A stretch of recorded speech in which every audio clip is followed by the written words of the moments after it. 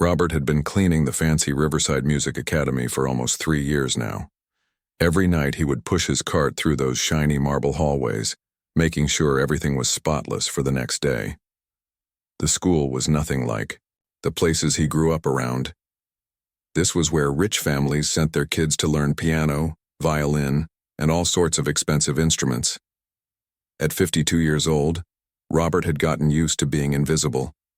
The students would walk right past him, like he wasn't even there. The teachers barely nodded when they saw him. That was fine with him, really. He had a job to do, and he did it well. The pay wasn't much, but it was steady, and that's what mattered when you had bills to pay and a family to support. But tonight felt different somehow. As Robert walked past the main concert hall with his cleaning supplies, he heard something that made him stop right in his tracks. Someone was playing piano, and it wasn't just any piano playing. It was beautiful, sad, and hopeful, all at the same time. The melody seemed to float through the air like something from a dream. Robert knew that song. It was one of the pieces by Chopin that he used to love playing years ago, back when things were different, back when he thought his life might go down a completely different path. He set his mop against the wall and walked quietly toward the sound. Through the slightly open door, he could see a teenage girl sitting at the school's most expensive piano. This wasn't just any piano either. It was a huge black Steinway that probably cost more than Robert would make in 5 years. The girl had long dark hair and was wearing the kind of clothes that screamed money. She was playing with skill, no doubt about that, but something seemed off. Robert watched as the girl suddenly stopped playing and slammed her hands down on the keys in frustration. He could see her shoulders shaking, and he realized she was crying. Without looking back, she grabbed her bag and stormed out of the room, leaving the piano sitting there empty and quiet. For a moment, Robert just stood there in the hallway. He should probably get back to work. He had 3 more floors to clean before his shift was over, and his supervisor would not be happy if he fell behind schedule. But something was pulling him toward that piano like a magnet. He looked around to make sure no one was watching, then slowly walked into the concert hall. The room was enormous, with rows of red velvet seats facing the stage where the piano sat, under a spotlight. Robert had cleaned this room hundreds of times, but he had never actually been on the stage before. His footsteps echoed as he walked across the wooden floor. When he reached the piano, he stopped and just stared at it for a long moment. This was the kind of instrument he used to dream about playing when he was younger. The keys looked perfect, not a single scratch or mark on them. Robert looked toward the door one more time, then slowly sat down on the piano bench. It had been years since he had touched piano keys, real ones anyway. Sometimes at home he would practice on the old keyboard he kept in his closet, but it wasn't the same. This was a real piano, the kind that could make music that would give you goosebumps. He placed his hands gently on the keys and started to play the same piece the girl had been working on. But when Robert played it, something magical happened. All those years of experience, all the pain and joy he had lived through, somehow flowed out through his fingers and into the music. The melody wasn't just notes anymore. It was the story of a young man who had big dreams. It was the story of someone who had to make hard choices when life got complicated. It was the story of late nights working to pay bills, of dreams that got pushed aside but never really died. Robert closed his eyes and let the music take him back to a time when he thought he might actually become a professional musician. He had been good, really good. His teachers had told him he had something special, a gift that not everyone possessed. But then his mother got sick, and medical bills started piling up. His younger sister needed help with college. His father was working 2 jobs, but it still wasn't enough. So Robert did what he had to do. He dropped out of music school and got a job, then another job, then eventually ended up here, cleaning floors and emptying trash cans. But the music never really left him. It was always there, waiting for moments like this. As he played, Robert didn't notice that someone had come back into the room. The girl who had been crying was now standing in the doorway, her mouth wide open in shock. She had never heard anyone play like this before. Her expensive teachers were technically perfect, but this was something completely different. This was music that seemed to come from somewhere deep inside, music that told a real story. The girl watched as this janitor, this person she had never really noticed before, transformed her struggles with the piece into something beautiful and powerful. She had been fighting with this music for months, trying to make it sound right, but she had been missing something important. She had been playing the notes, but not the feeling behind them.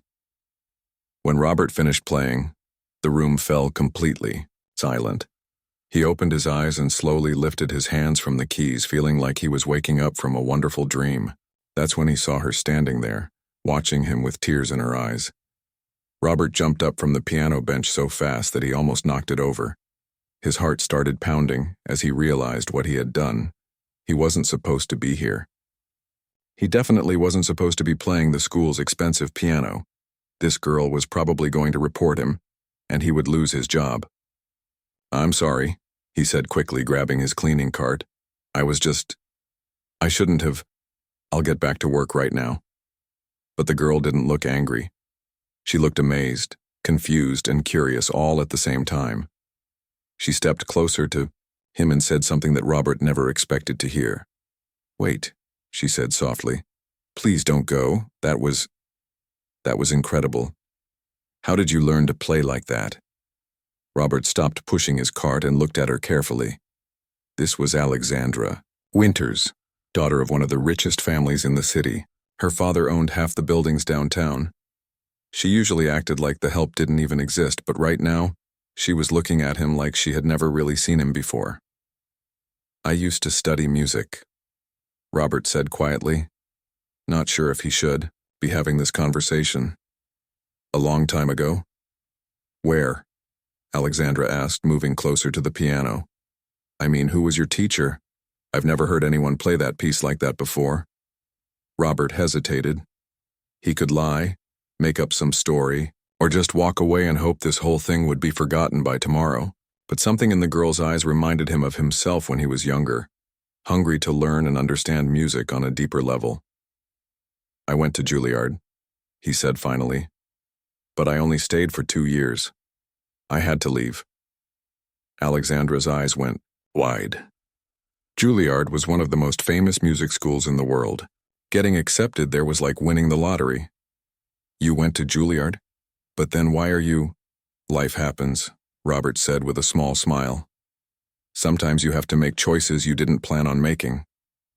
Alexandra stood there for a moment, processing this information. This janitor, this person she had walked past hundreds of times without a second thought, had attended one of the most prestigious music schools in the world. He had more musical training than most of her expensive teachers. "Could you—" she started, then stopped herself. What she was thinking was crazy, but the way he had played that piece with such emotion and understanding, it was exactly what she had been trying to find in her own playing. "Could you teach me?" she asked suddenly, the words coming out before she could stop them. Robert looked at her like she had asked him to fly to the moon. "I can't do that," he said.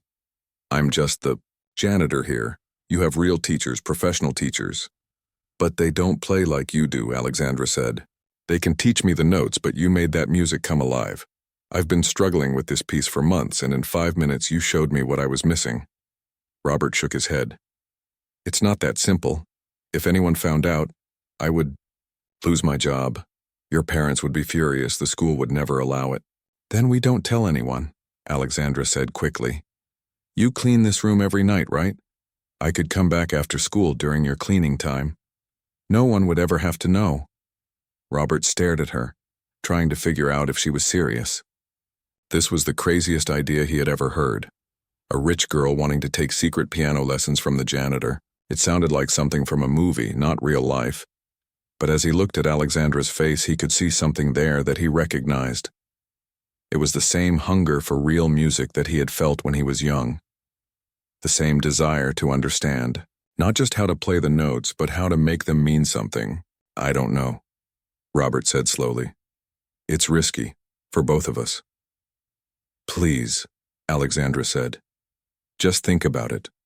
I'll come back tomorrow night, same time. If you're here, we can try. If you're not, I'll understand." With that, she picked up her bag and walked toward the door. Just before she left, she turned back and looked at him one more time. "Thank you," she said, "for showing me what that music is supposed to sound like." And then she was gone, leaving Robert standing alone in the concert hall, wondering what he had just gotten himself into. He looked down at the piano keys, still warm from where his fingers had touched them, and wondered if he would have the courage. The next evening, Robert found himself walking toward the concert hall with butterflies in his stomach. All day long, he had been going back and forth about whether this was a good idea. During his lunch break, he had almost decided not to show up. What if someone caught them? What if Alexandra had changed her mind and told someone about what happened? But as 8 o'clock approached, Robert realized he couldn't stay away. It had been so long since he had felt excited about music, really excited. The thought of sharing what he knew with someone who genuinely wanted to learn was too tempting to resist. He pushed his cleaning cart down the hallway, trying to act normal in case anyone was watching. The school was mostly empty at this time of night, but there were still a few teachers working late in their offices and security guards making their rounds.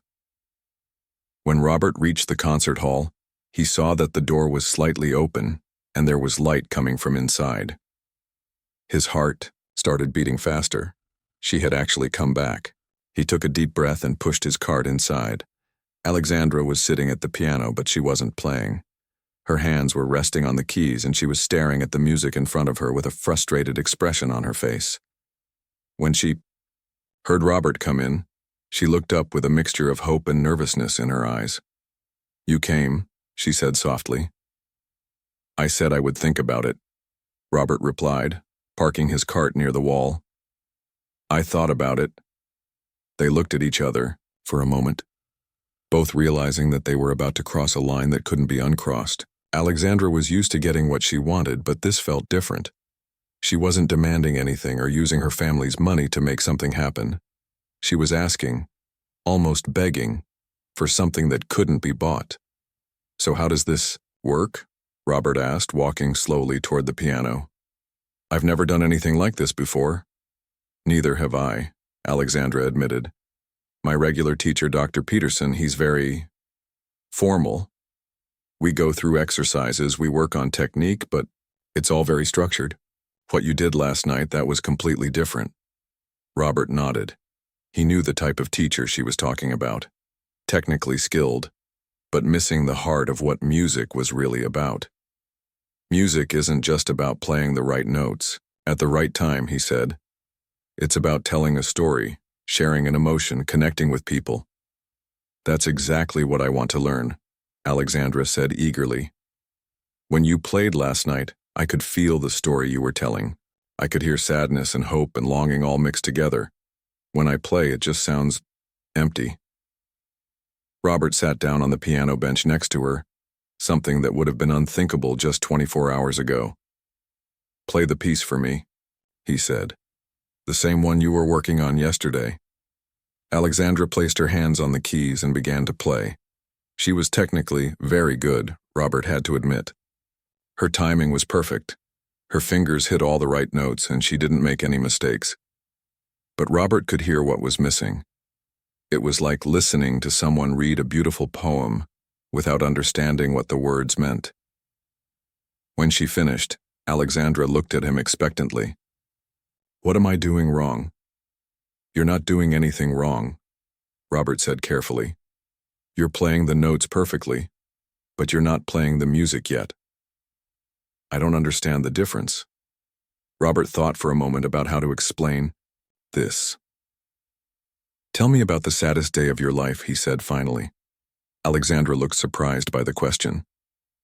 "What does that have to do with piano?" "Everything," Robert said. "Music is about human experience. If you want to play music that moves people, you have to understand what it feels like to be human, the happy parts and the sad parts."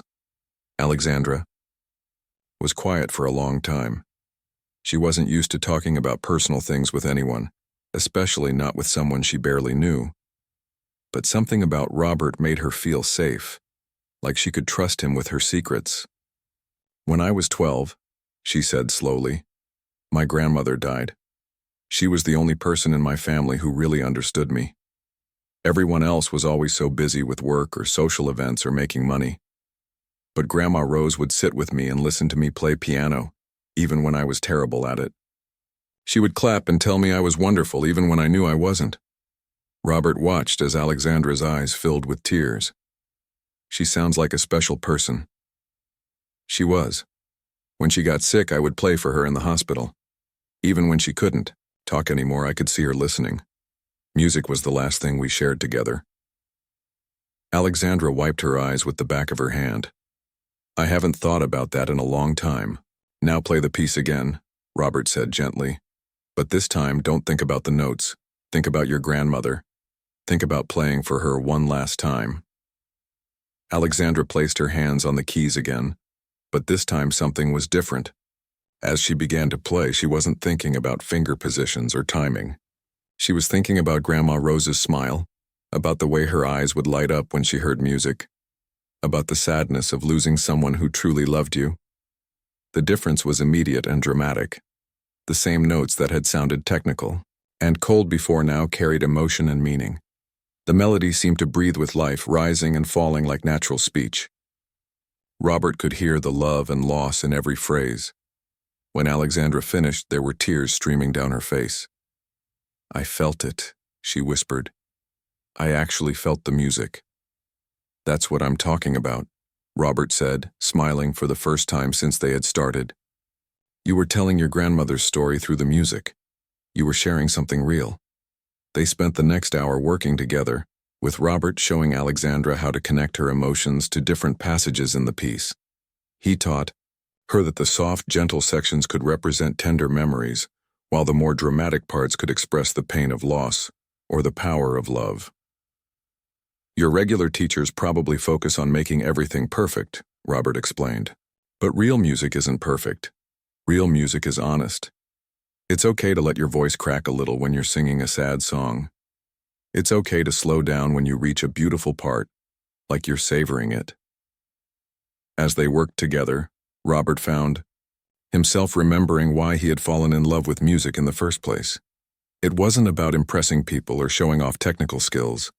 It was about communication, about sharing the deepest parts of yourself with others through sound. Alexandra was a quick learner, much quicker than Robert had expected. Once she understood the concept of emotional connection, she began to experiment, on her own, finding new ways to express different feelings through the music. I can't believe how different this feels, she said during a break. It's like I've been trying to paint a picture using only black and white, and you just showed me that colors exist. Robert laughed. That's a good way to put it. Music has infinite colors, infinite shades of meaning. The same piece can sound completely different depending on who's playing it and what they're feeling. They were so absorbed in their lesson that they almost didn't hear the footsteps in the hallway. Robert quickly moved away from the piano and grabbed his mop, while Alexandra pretended to be practicing on her own. A security guard poked his head into the room. Everything okay in here, Miss Winters? Oh yes, Alexandra said casually. I'm just practicing for my recital next week. Robert was just cleaning around me. The guard nodded and continued on his rounds. When his footsteps faded away, both Robert and Alexandra let out sighs of relief. That was close, Robert said. We'll have to be more careful, Alexandra agreed. Maybe we should have a signal or something in case someone comes by. As their first secret lesson came to an end, both of them felt something had changed. Alexandra had discovered a new way of understanding music, while Robert had rediscovered his passion for teaching and sharing his knowledge. Same time tomorrow? Alexandra asked as she packed up her music. Robert hesitated for just a moment. They had gotten lucky tonight, but how long could they keep this up without getting caught? On the other hand, seeing the joy on Alexandra's face when she finally connected with the music reminded him of why he had wanted to be a musician in the first place.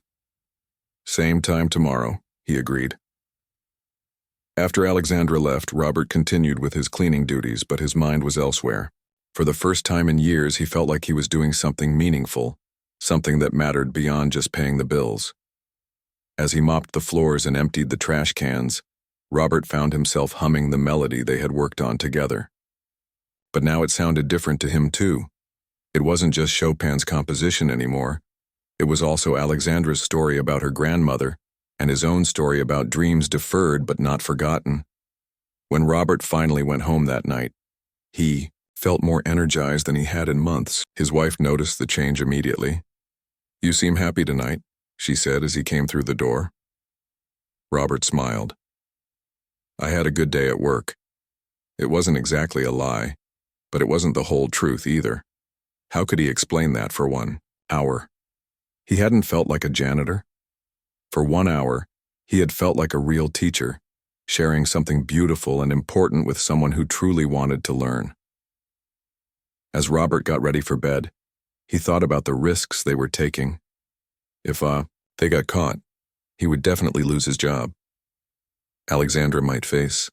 2 weeks had passed since Robert and Alexandra started their secret lessons, and the change in both of them was remarkable.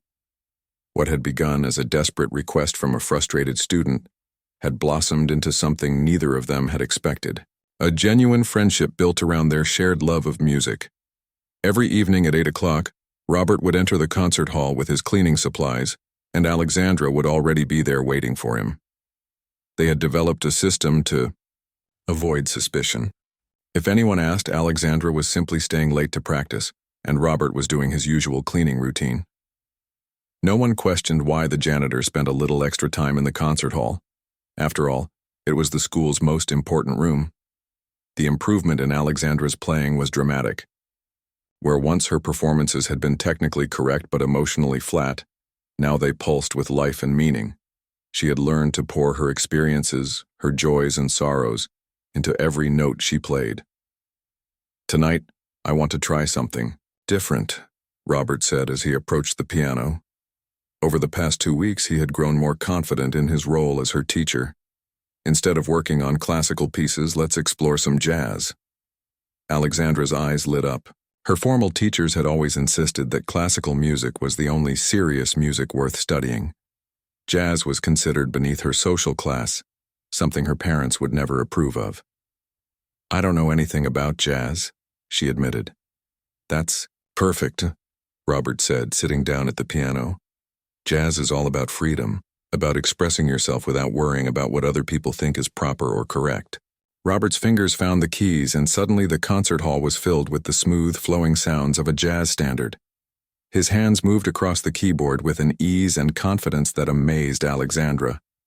This was yet another side of Robert's musical abilities that she hadn't seen before. "Jazz comes from the heart," Robert explained as he played. "It's music that was born from struggle, from people who weren't allowed into fancy concert halls like this one. They made their own music, their own rules."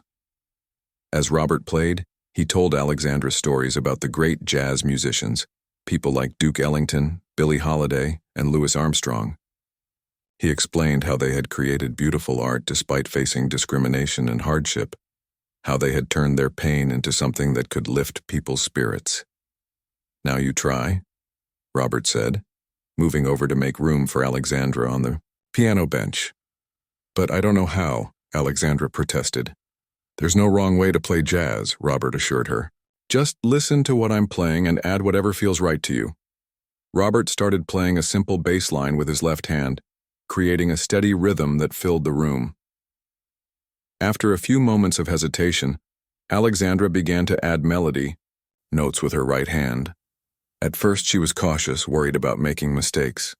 But gradually she began to relax and let the music flow naturally. What emerged was something beautiful and spontaneous. Alexandra's classical training provided a solid foundation, while Robert's jazz sensibilities added color and emotion. They weren't just playing music together, they were having a conversation through sound.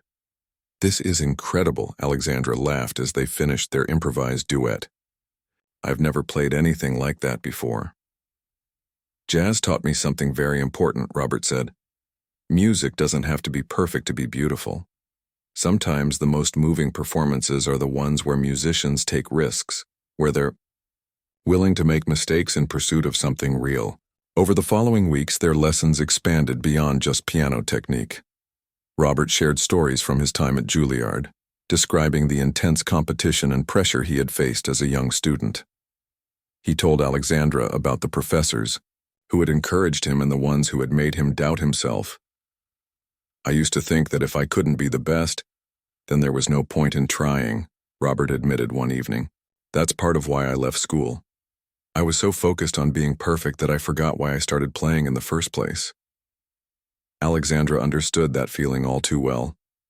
Her entire life had been about meeting expectations, about achieving goals set by other people. "My parents want me to use music as a way to get into an Ivy League college," she said. "They don't care if I actually love it or not." "What do you want?" Robert asked. It was such a simple question, but Alexandra realized that no one had ever asked her that before. Not about music, not about anything. Her life had been planned out for her since she was a child. The best schools, the right social circles, the proper activities for someone of her background. "I want to feel the way I feel when we play together," she said finally. "I want music to mean something, not just be another achievement on my resume." Their bond grew stronger with each lesson. Robert found himself looking forward to these evening sessions more than anything else in his day. Teaching Alexandra reminded him of why he had fallen in love with music in the first place. Through her progress, he was rediscovering his own passion. Alexandra, meanwhile, was experiencing a transformation that went far beyond her musical abilities. For the first time in her life, she had a relationship based on mutual respect rather than social status or family connections. Robert didn't care about her father's money or her mother's social position. He cared about her music, her growth as an artist, and her development as a person. "You know," Alexandra said one evening as they worked on a particularly challenging piece, "I've learned more in these few weeks with you than in years with my other teachers." "That's because they were teaching you to play piano," Robert replied. "I'm trying to teach you to be a musician. There's a big difference." As their secret lessons continued, both Robert and Alexandra began to change in ways that others started to notice. Alexandra's regular teacher, Dr. Peterson, was amazed by her sudden improvement and deeper understanding of the music. Her parents were pleased but puzzled by her renewed enthusiasm for piano practice. Robert's co-workers began to comment on his improved mood. He smiled more often, hummed while he worked, and seemed to have a new spring in his step. His wife noticed the change, too, and asked him several times what was making him so happy. Robert always gave vague answers about enjoying his work more, but inside he knew the real reason. However, their secret couldn't remain hidden forever. Other members of the cleaning staff began to notice that Robert spent an unusually long time in the concert hall each evening. A few of them had seen Alexandra staying late regularly and wondered why she was always in the same room where Robert was working. One evening, as they were working on a complex Bach piece, Alexandra's regular teacher Dr. Peterson walked by the concert hall and heard something that made him stop. The music coming from the room was far more advanced and emotionally mature than anything he had heard from Alexandra before. Curious, he peered through the small window in the door. What he saw shocked him. Alexandra was at the piano, but she wasn't alone. The school's janitor was sitting beside her, offering guidance and instruction. Dr. Peterson watched for several minutes, listening to their interaction and observing the obvious rapport between them. At first, Dr. Peterson was angry. How dare a janitor interfere with his students' education? But as he continued to listen, he had to admit that what he was hearing was remarkable. Alexandra was playing with a sensitivity and understanding that she had never demonstrated in their formal lessons. Dr. Peterson quietly walked away without confronting them, but the seed of concern had been planted. As a professional teacher with a reputation to maintain, he felt obligated to report what he had seen. Yet, as someone who truly cared about music education, he was impressed by the obvious progress Alexandra had made. Back in the concert hall, Robert and Alexandra were unaware they had been observed. They continued their lesson, working together to unlock the emotional depth of Bach's complex compositions. "I think I'm finally starting to understand," Alexandra said as they finished. "A particularly beautiful passage. Music isn't just about individual notes or even individual pieces. It's about connecting with something larger than yourself. Exactly, Robert said proudly. You're not just playing box music anymore. You're having a conversation with him, across centuries, sharing in the emotions he felt when he composed these pieces. As their lesson came to an end that evening, both Robert and Alexandra felt the same sense of satisfaction they had experienced every night for weeks. They had no idea that their secret was beginning to unravel, or that their musical partnership was about to face its greatest challenge. The next few days passed normally with Robert and Alexandra maintaining their usual routine. But unknown to them, Dr. Peterson was wrestling with his conscience, trying to decide whether to report what he had witnessed or to let things continue as they were. Meanwhile, the head of maintenance had begun asking questions about why Robert was taking so long to clean certain areas of the school. A few other staff members had mentioned seeing him spending excessive time in the concert hall, and there were whispers about whether he was doing his job properly. The walls were closing in around their secret, but Robert and Alexandra were so absorbed in their musical journey together that they failed to notice the warning signs. They had created something beautiful, and the annual Spring Gala was the biggest event of the year at Riverside Music Academy. Wealthy parents, donors, and important community members would gather in the grand concert hall to watch the school's most talented students perform. It was a night when reputations were made and futures were decided, where young musicians could catch the attention of important people who might change their lives. Alexandra had been chosen to perform the Chopin piece she had been working on, the same piece that had brought her and Robert together months earlier. She was excited but nervous, knowing this would be her chance to show everyone how much she had grown as a musician. What she didn't know was that this performance would become the center of a storm that would change everything. 3 days before the gala, Robert was called into the office of Principal Harrison, the stern woman who ran Riverside Academy with an iron fist. Robert had been in this office only once before, when he was first hired 3 years ago. As he knocked on the heavy wooden door, his stomach was churning with anxiety. "Come in," came the sharp voice from inside. Robert entered to find Principal Harrison sitting behind her massive desk looking at him with cold, disapproving eyes. Dr. Peterson was also there, avoiding eye contact and looking uncomfortable. "Mr. Johnson," Principal Harrison said, using Robert's last name in a tone that made it sound like an accusation. "Please sit down. We need to have a serious conversation." Robert sat in the chair across from her desk, his mind racing through possibilities. Had someone seen him with Alexandra? Had they been caught? He tried to keep his expression neutral, but his hands were trembling slightly. "It has come to my attention," Principal Harrison continued, "that you have been overstepping your boundaries here at the academy. Dr. Peterson has reported seeing you giving unauthorized instruction to one of our students. Is this true?" Robert's heart sank. He looked at Dr. Peterson, who was staring at his hands and still refusing to meet Robert's gaze. "I was just—" Robert started, but Principal Harrison cut him off. "Mr. Johnson, you are employed here as a janitor. Your job is to clean floors, empty trash cans, and maintain the physical cleanliness of this institution. You are not qualified, authorized, or permitted to provide any kind of instruction to our students. Do you understand how serious this is?" "Yes, ma'am, but if I could just explain—" "There is nothing to explain," Principal Harrison said firmly. "You have violated the trust we placed in you when we hired you. You have put this school's reputation at risk by engaging in inappropriate contact with a student. This behavior is completely unacceptable." Robert felt like the walls were closing in around him. "It wasn't inappropriate," he said desperately. "I was just helping her understand the music better. I never did anything wrong." "You don't seem to understand the severity of this situation," Principal Harrison said, standing up from her chair. "Miss Winters is from one of our most prominent families. Her parents donate significant amounts of money to this institution. When they find out that their daughter has been receiving instruction from someone in your position, they will be outraged." The way she said "someone in your position" made Robert feel like something dirty, something shameful. He had spent his entire adult life working honest jobs to support his family, and now he was being treated like a criminal for sharing his knowledge and passion with someone who wanted to learn.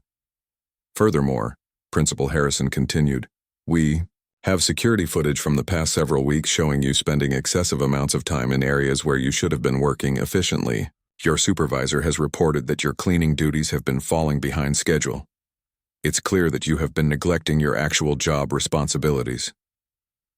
Robert wanted to argue, wanted to explain how much Alexandra had improved, how much joy their lessons had brought to both of them, but he could see from Principal Harrison's face that nothing he said would matter. The decision had already been made. I'm sorry, Mr. Johnson, but we have no choice but to terminate your employment, effective immediately. Security will escort you out of the building, and you are not to return to Academy property under any circumstances. The words hit Robert like a physical blow. 3 years of steady work, gone in an instant. But worse than losing his job was the realization that he would never see Alexandra again, never help her continue her musical journey. What about Alexandra? He asked quietly. She has her performance at the gala. She's worked so hard. Miss Winters is none of your concern, Principal Harrison said coldly. Her parents have been notified of this situation and they will handle it appropriately. Dr. Peterson will provide any additional instruction she needs for her performance. Dr. Peterson finally looked up, and Robert could see guilt and regret in his eyes. But it was too late for apologies now. 2 security guards appeared at the office door. Mr. Johnson, please gather your personal belongings from your locker, one of them said. We'll need to escort you from the premises. As Robert walked through the halls of Riverside Academy for the last time, he passed the concert hall where he and Alexandra had spent so many meaningful hours together. The door was closed and he could hear someone practicing inside, probably Alexandra, working on the piece they had perfected together. He wanted to stop, wanted to say goodbye, wanted to tell her how proud he was of her progress. But the security guards kept him moving, and within minutes he was standing outside in the cold evening air with his small box of belongings, watching the academy's gates close behind him. The next day, Alexandra arrived at school, expecting to find Robert in the concert hall as usual. When he didn't appear, she assumed he was running late or had been delayed by other duties. But when he failed to show up for a second evening, she began to worry. On the 3rd day, Dr. Peterson asked her to stay after their regular lesson. Alexandra, I need to speak with you about something important, he said, looking uncomfortable. About the gala performance, she asked. I've been practicing the piece every day. I think it's ready. It's about your additional instruction, Dr. Peterson said carefully. The lessons you've been receiving from the custodial staff. Alexandra's blood ran cold. I don't know what you mean. Alexandra, please don't make this more difficult than it already is. I saw you with Mr. Johnson several times. I know he's been giving you piano lessons. The room seemed to spin around Alexandra. Where is he? Is Robert okay? Mr. Johnson has been terminated, Dr. Peterson said gently. He's no longer employed by the academy. I'm sorry, but those lessons are over. Alexandra felt like she couldn't breathe. Terminated? But why? He didn't do anything wrong. The administration felt that his behavior was inappropriate and unprofessional. Your parents have been notified and they're quite upset. As if on cue, Alexandra's phone buzzed with a text message from her mother. Come home immediately. We need to talk. The drive home felt like the longest 20 minutes of Alexandra's life. When she walked through the front door of her family's mansion, her parents were waiting for her in the formal living room, their faces grim with disappointment and anger.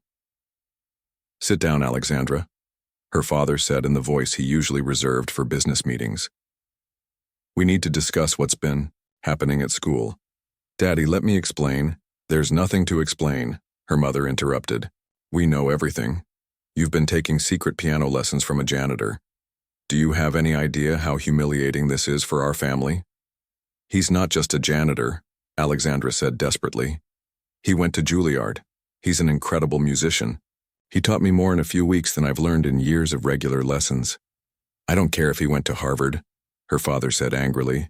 He's the help, Alexandra. People in our position don't associate with the help on a personal level. How could you be so naive? But he made me a better musician, Alexandra protested, tears streaming down her face.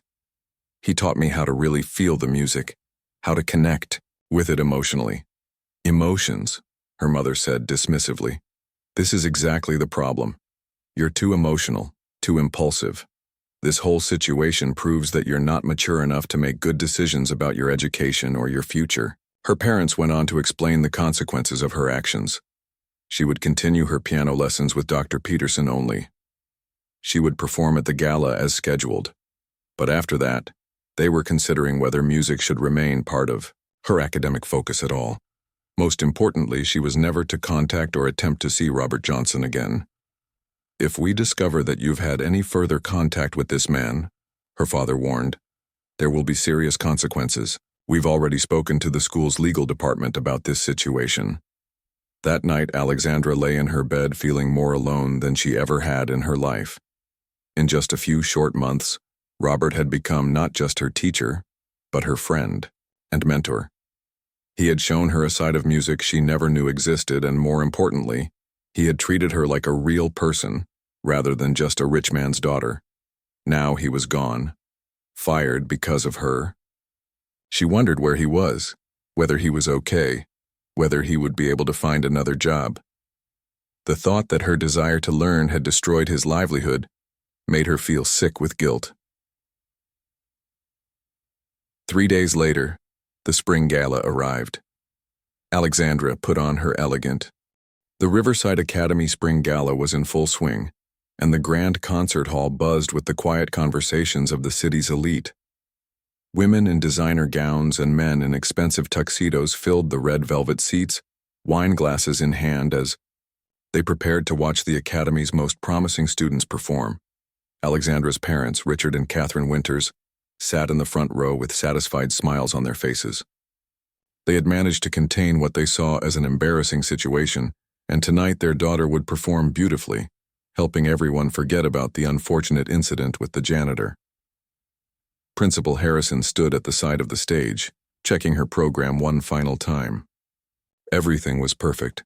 The donors were happy, the students were prepared, and there were no unpleasant surprises in store. Or so she thought. Backstage, Alexandra sat alone in the small preparation room, staring at her reflection in the mirror. She looked elegant and composed on the outside, but inside her heart was breaking. In just a few minutes, she would walk onto that stage and play the piece that Robert had helped her understand so deeply. But he wouldn't be there to see how far she had come. For days, she had been thinking about what she wanted to do. Her parents expected her to perform normally and pretend nothing had happened. The school wanted her to be the perfect student who never caused problems. Everyone wanted her to stay quiet and follow the rules. But Robert had taught her something important during their secret lessons. Music was about truth, about sharing your real self with others. Tonight, she decided, she would honor that lesson in a way no one expected. A student volunteer knocked on her door. "Miss Winters, you're up next." Alexandra took a deep breath and walked toward the stage. As she passed by the wing curtains, she could see Dr. Peterson in the audience looking nervous. He had been trying to prepare her for this performance over the past few days, but something was different about her playing. She had technique and emotion, but there was also a sadness he couldn't quite understand. The previous student finished, his violin performance to polite applause, and Alexandra's moment arrived. Principal Harrison walked to the microphone to introduce her. "Ladies and gentlemen, our next performer is Miss Alexandra Winters, daughter of our generous benefactors Richard and Catherine Winters. She will be performing Chopin's Nocturne in E-flat major." The audience applauded as Alexandra walked gracefully across the stage in her flowing black dress. She sat at the beautiful Steinway grand piano, the same piano where her friendship with Robert had begun, and adjusted the bench slightly. But instead of placing her hands on the keys, Alexandra stood up and walked to the microphone that Principal Harrison had just used. A confused murmur ran through the audience. This wasn't part of the program. "Good evening," Alexandra said, her voice clear but trembling slightly. "Before I perform tonight, I would like to say a few words." In the audience, her parents exchanged worried glances. Principal Harrison started to move toward the stage, but something in Alexandra's posture made her stop. Over the past few months, I've learned something important about music that I want to share with you, Alexandra continued. I used to think that being a good musician meant playing all the right notes at the right time, never making mistakes, always sounding perfect. But I was wrong. The audience was completely silent now, hanging on her every word. Music isn't about perfection. It's about honesty. It's about sharing our deepest experiences with each other, connecting through the universal language of melody and rhythm. The greatest musicians in history weren't great because they never made mistakes. They were great because they dared to be vulnerable, to let their true selves shine through their art. Alexandra paused, looking out at the sea of faces staring back at her. She could see her parents looking mortified, Principal Harrison looking furious, and Dr. Peterson looking curious about where this was going. I learned this lesson from an extraordinary teacher, she continued. Someone who understood music not just as an academic subject, but as a living, breathing expression of the human experience. This teacher showed me that every piece of music tells a story, and that our job as musicians is not just to play the notes, but to help tell that story in our own unique way.